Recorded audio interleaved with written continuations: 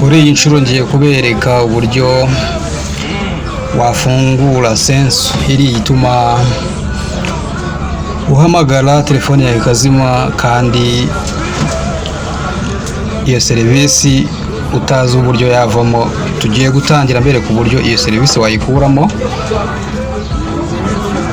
Itera ikibazo kuko iyo uhamagaye umuntu telefone ikazima burundu ntiyongere kwaka, bigasaba yuko uzimya telefone cyangwa se utegereza wa muntu akagukupira cyangwa ya nimero ikavaho.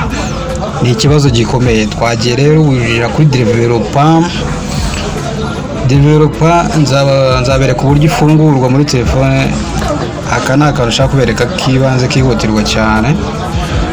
Wamara kujya muri developer option ugascrollinga down ukajya quick setting developer style, hanyuma ukareba ijambo 1 2 3 4 5 6 rya gatandatu yanditseho sensors off, ukafungura sensors off. Iyo umaze gufungura sensors off, umanura urupapuro rwo hejuru kuri telefone yawe ukareba aho ufungurira data n'aho ufungurira bluetooth, ukareba yuko ko iyo serivisi yafungutse. Iyo yafungutse, aka gashushanyo kari ku ruhande kagaragara hejuru. Ndaje ndakwereka uburyo bigenda.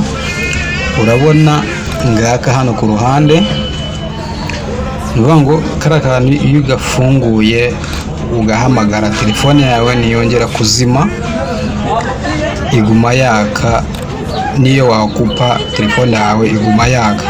Ni ukuvuga ngo rero aka kantu iyo bimeze gutyo, iyo ushaje guhamagara urongera ukagafunga kugira ngo serivisi nko kohereza voice kuri WhatsApp zikore, kuko iyo gafunguye yohereje kuri WhatsApp ntibikunda. Urabona nk'ubu hano record ntiyafataga bitewe nuko hari habayemo kugafungura.